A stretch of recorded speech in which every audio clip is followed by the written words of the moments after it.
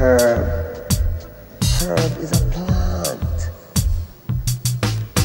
I mean, herbs are good for everything.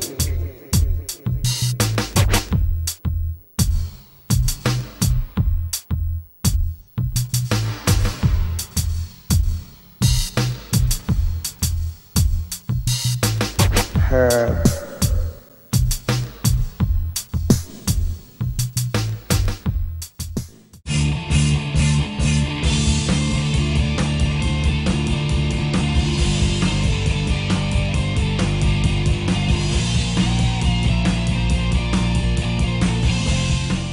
Welcome to This Week in Weed. Let's take a look at our top stories.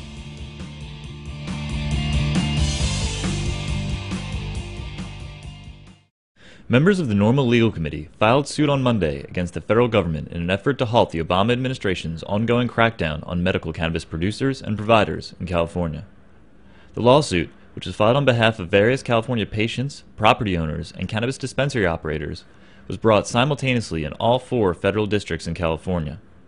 In recent weeks, U.S. attorneys have threatened to criminally and civilly prosecute Californians who operate medical cannabis facilities and to seize the property of these landlords who rent to the dispensary owners. Plaintiffs are seeking a temporary restraining order barring the Justice Department from taking further action against state-authorized patients and their providers. They argue that the government's actions are in violation of the 9th, 10th, and 14th Amendments of the United States Constitution. Plaintiffs also argue, using the theory of judicial estoppel, that the Justice Department had previously affirmed in federal court that it would no longer use federal resources to prosecute cannabis patients or providers who are in compliance with state law. Reversing that policy is tantamount to entrapment, the suit contends. The defendants in the suits are Eric Holder, Attorney General of the United States, Michelle Leonhardt, Administrator of the U.S. Drug Enforcement Administration, and the U.S. attorneys from the 4 federal districts in California. Justice Department officials have threatened to begin closing and prosecuting various California dispensary operations and/or their landlords this weekend. A separate constitutional challenge, filed last month on behalf of the organization Americans for Safe Access, is also pending. The enactment of state laws allowing for the limited use of cannabis by physician-authorized patients is not associated with increases in young people's self-reported use of the substance, according to survey data presented last week by researchers at the annual meeting of the American Public Health Association. A team of investigators from Brown University in Rhode Island, Boston Medical Center, and the Oregon Health and Science University compared trends in adolescents' use of cannabis in the states of Rhode Island and Massachusetts. Rhode Island lawmakers enacted medical marijuana legislation in 2006, while Massachusetts law does not allow for the legal use of the drug. Based on their analysis of 32,570 students, investigators determined that while marijuana use was common throughout the study period, there were no statistically significant differences in teens' use of cannabis between the 2 states in any year. Our study did not find increases in adolescent marijuana use related to Rhode Island's 2006 legalization of medical marijuana, stated the study's lead investigator in a press release. Researchers at the Texas A&M Health Center had previously published similar findings, determining, consistent with other studies of the liberalization of cannabis laws, medical cannabis laws do not appear to increase use of the drug. That's it for This Week in Weed. Check back next week for all the top stories in cannabis law reform.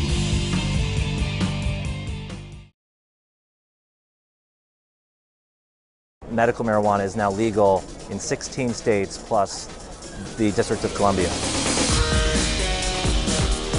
Hi, I'm Nick Gillespie with Reason TV. We are at Freedom Fest in Las Vegas, and we're talking to Rob Campia, the Executive Director of Marijuana Policy Project. Rob, thanks for talking to us. Good to be here. Give us the quick rundown of what is the state of marijuana legalization in America.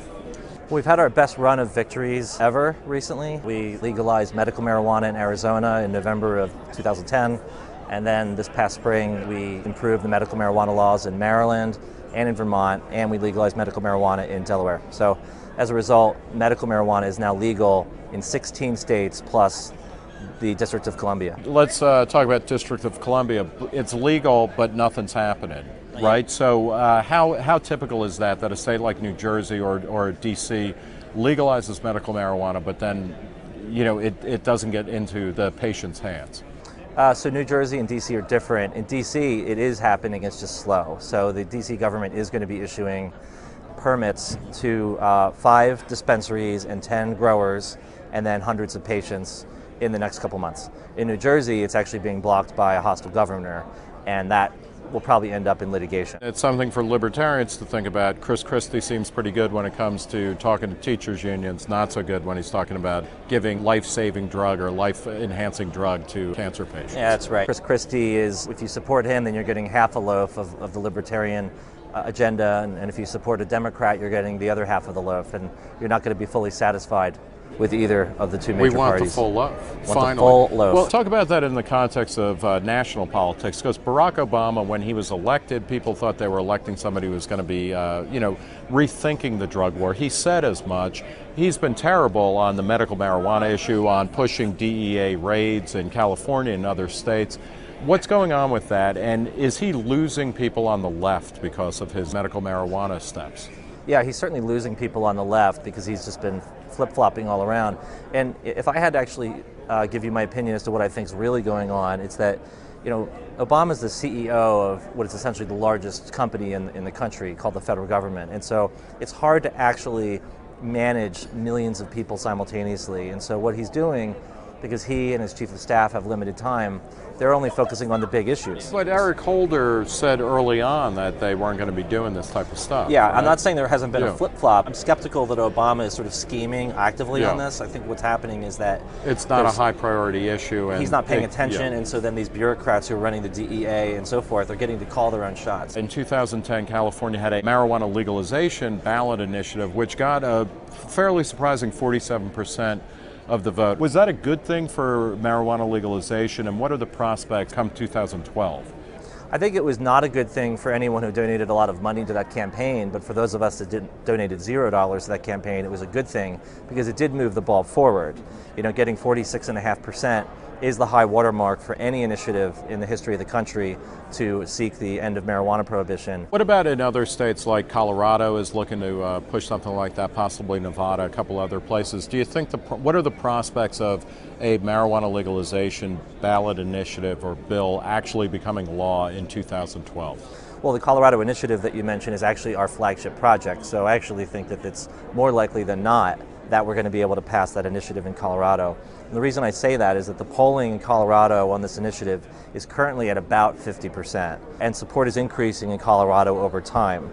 Combined with that is that Colorado is actually a swing state in the presidential election. When you have a huge voter turnout in a swing state during a presidential election, that means that there's a lot of young people coming out to vote who otherwise wouldn't vote, and that's actually good for any marijuana initiative. In addition, we're going to have money on our side, and the opposition's probably not going to have real money on their side, which is the case basically with every statewide marijuana initiative. I guess the hardest thing in that is going to be putting up with all the Rocky Mountain High jokes. Well, I think the people of Colorado are already used to those jokes, so we might actually be impervious. Okay, well, that's very good. Are there other ballot initiatives or initiatives that you're looking forward to as we go into the high water mark of the presidential election? It's highly likely there's going to be an initiative to end marijuana prohibition in Washington State. There might be another try in California, but it's unclear if the money's going to be there. And then in terms of medical marijuana, the state that's most likely to do an initiative is Arkansas, and that's just a question of whether we could quickly raise $100,000 for that. And then Idaho would be also another medical marijuana initiative state. So we're looking at minimum 1, but probably more like 4 initiatives in November 2012. All right. Rob Campia of Marijuana Policy Project, MPP. You're at mpp.org. Thank you very much for talking to us. Thank you. For Reason TV, I'm Nick Gillespie.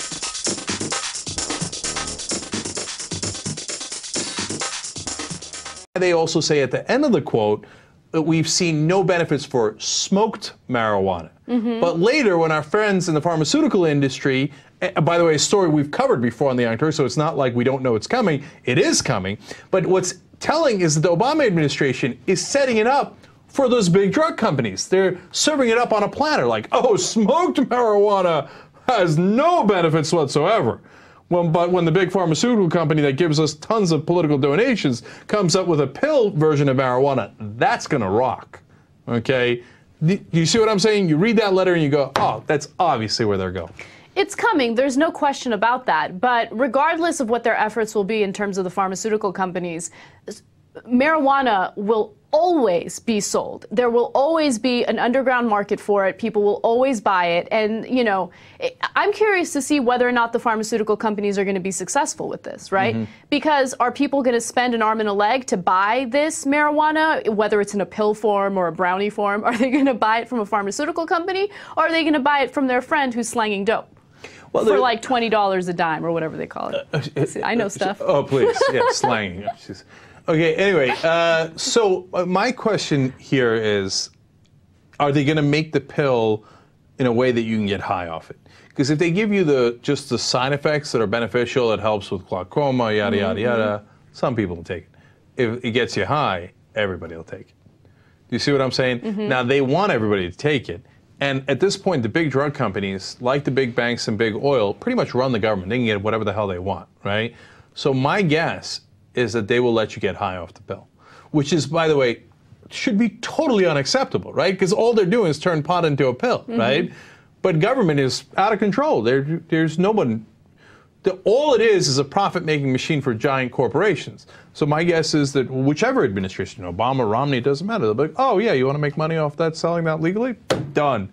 Just give me a very small percentage in campaign donations, and we're all good to go. And think about all the different donations they can get from so many different, areas, right? So you'll get the donations from the pharmaceutical companies, right? They can sell the marijuana. And then you'll also get donations from police agencies, right? Because they want to make sure that non-pharmaceutical forms of marijuana remain illegal, right? And so they continue making money in this war on drugs. Let me add two quick things to that. Look, for some of you, this might sound a little too conspiratorial, and it's like big pharmaceutical companies, how much leverage could they have in D.C.? No, you don't get it. A lot of leverage. Okay, big pharmaceutical companies are among the top 3 donors in the country, okay, in terms of industry. They have huge leverage inside Washington. It's not some small little industry. In fact, when we did healthcare reform, that's why President Obama immediately went and struck a deal with the big drug companies, because he thought, I can't get a deal if the big drug companies are opposed to it. That's why he gave them a bigger monopoly than they had under Bush. Because you can't get anything done in Washington unless the big drug companies say, okay it. And the only way they okay it is if they take a huge cut, right? If they get a huge percentage of profit.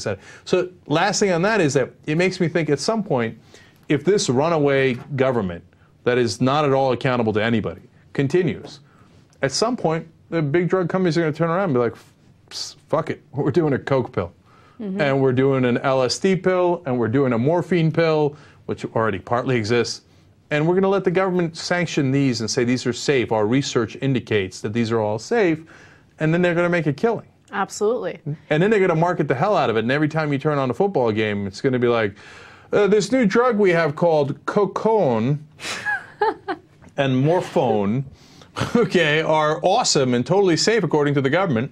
Right. And it will make you feel very happy and give you a 36-hour stiffy. I already see the commercials, like some, middle-class white woman, in front of her house, like a green lawn. And she's like, I used to have these horrible back pains. But then I took this marijuana pill made by, I don't know, Pfizer. And now I feel awesome. And then she's playing football with her son. Right, but they wouldn't call it marijuana. They'd call it, Maronis or something. Yeah, exactly. Marana. Like something that sounds somewhat pleasant but gives you a sense of what it really is. Right. Okay. Or maybe the cocaine they just call like Do you suffer from fear of losing your election? Are you terrified that voters will discover you've done nothing to improve their lives? Maybe it's time you talk to your spin doctor about Incarcerex. In clinical trials, Incarcerex has been shown effective at reducing election-related anxieties by making voters think you're doing something about the drug problem. It's simplistic and fast-acting. If your problems continue or get worse, you can always double or triple your dose of Incarcerex. Whether it's addiction, therapeutic use, or just casual use, there's an Incarcerex plan for every American. Best of all, taxpayers, not you, will foot the bill. So talk to your spin doctor about Incarcerex today. Common side effects include loss of civil liberties, police corruption, racial injustice, increased terrorism, spread of HIV and AIDS, and violent crime. Bloated prisons are also a common side effect. Stop taking Incarcerex if bloating lasts longer than 20 years. If you're trying to balance the budget, keep families together, or protect human rights, Incarcerex may not be right for you. Do not mix Incarcerex with the Constitution or common sense. So start taking Incarcerex and keep pretending you're doing something about the drug problem.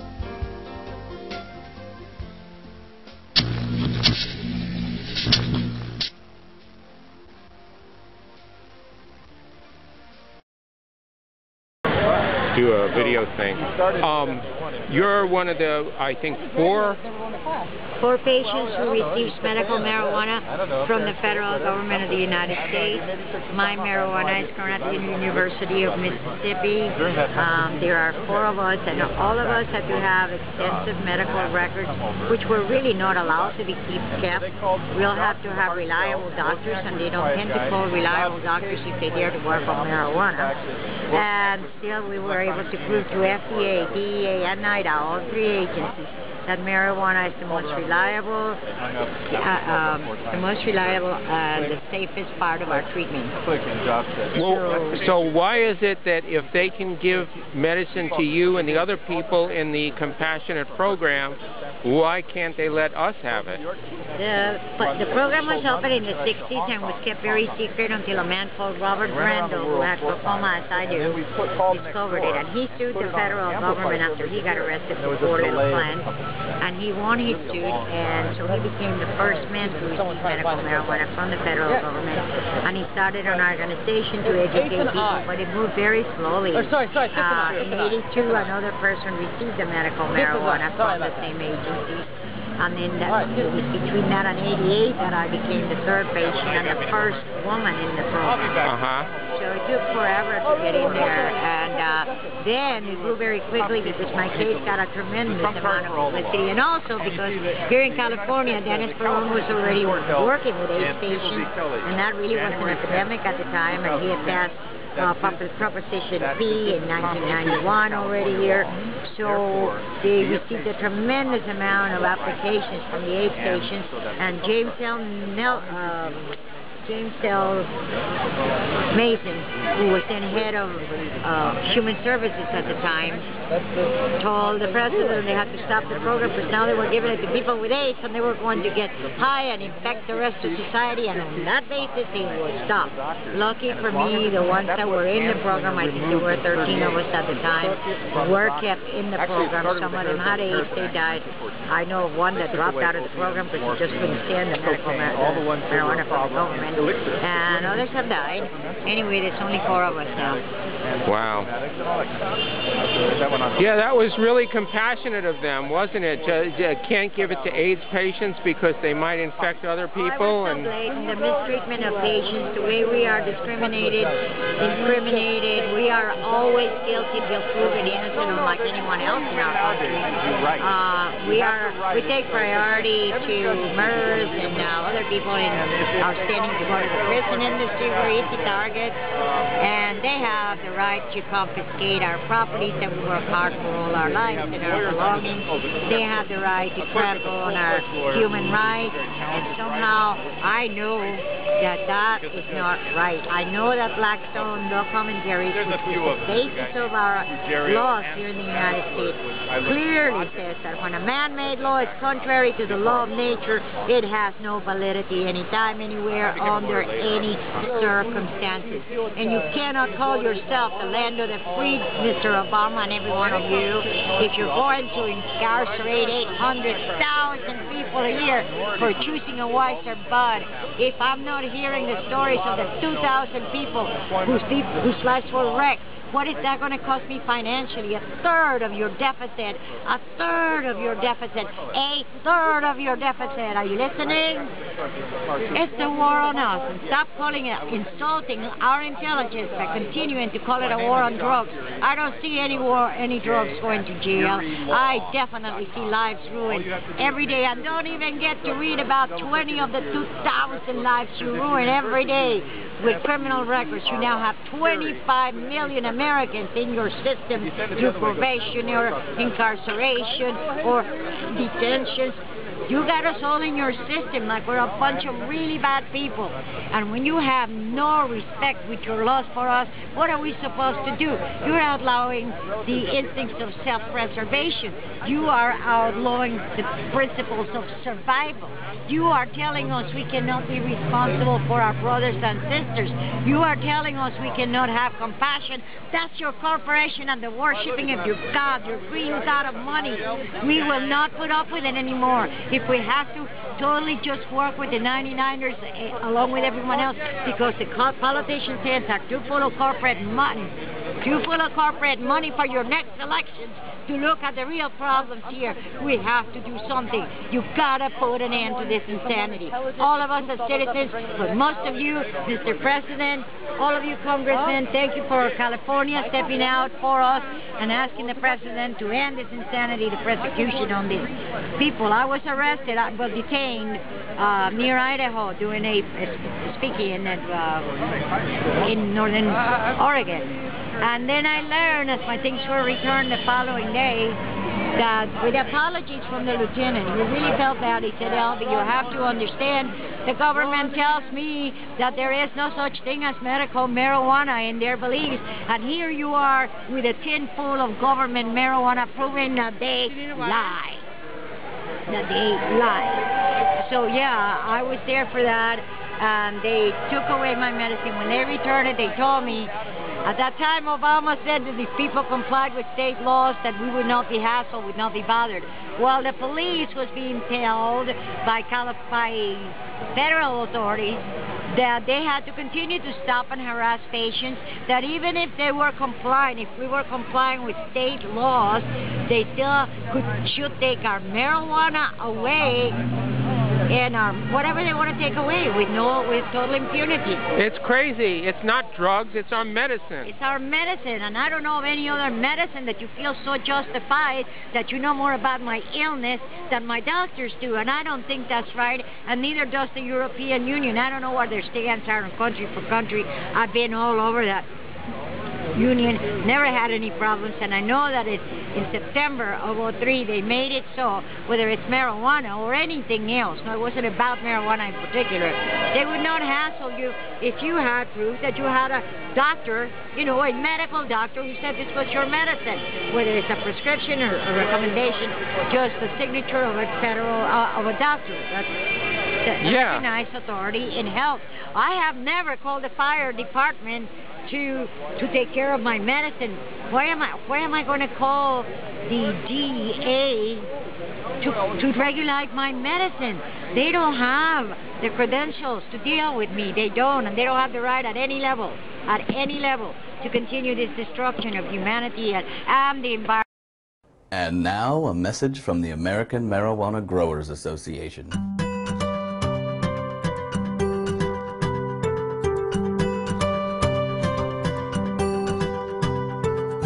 Hi, I'm a farmer, and I work hard every day to grow high-quality marijuana, the biggest cash crop in these United States. I'd like to thank you for your support of U.S. marijuana policy. Because marijuana is illegal, I don't have to pay taxes. Even better, prohibition leads to artificially inflated prices, which means a better quality of life for me and my family, as long as I don't get caught. Just as importantly, your tax dollars support thousands of U.S. agents who work tirelessly to keep low-grade, foreign marijuana out of our country. So thank you, America. And remember, whether you're nauseated from chemotherapy or just in the mood for a nice cool buzz, choose the best pot in the world, American homegrown.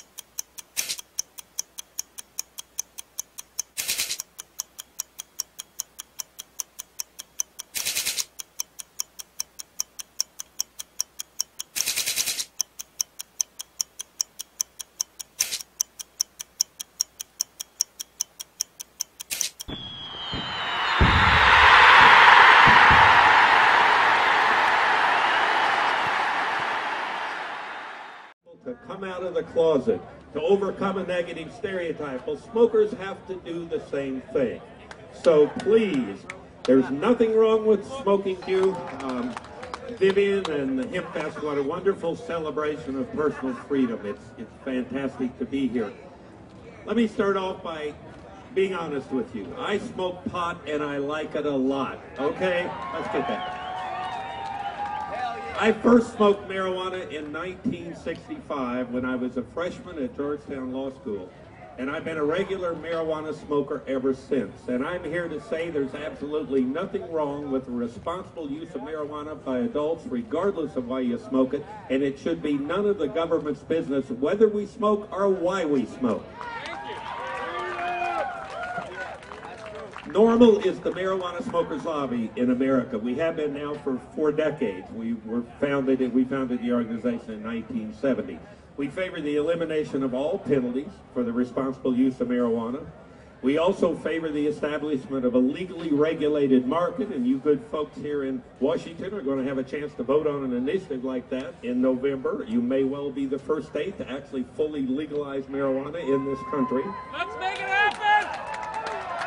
And we also favor personal cultivation. That is, that consumers should have the right to grow their own marijuana, so that if the industry tries to charge us too much, or if the marijuana isn't good quality, or if it's not convenient, screw them. We will grow our own, just like we do now.